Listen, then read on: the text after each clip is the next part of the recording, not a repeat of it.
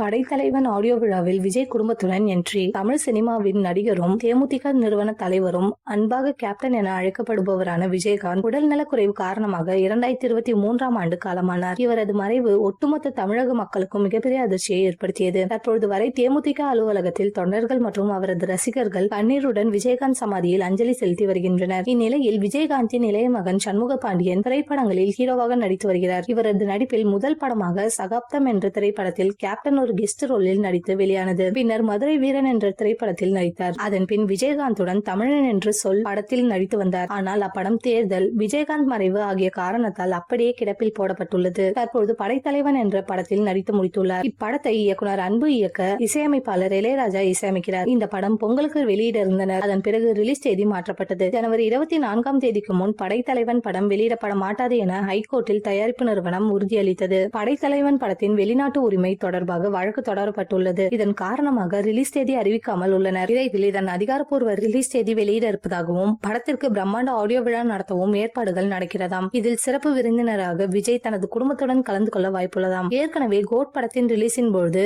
விஜயகாந்த் குடும்பத்துடன் நேரில் சந்தித்து விஜய் பேசியிருந்தார். தற்பொழுது கேப்டன் மீது இருக்கும் மரியாதையால் அவரது மகன் பட விழாவில் கலந்து கொள்ள வாய்ப்புள்ளதாம்.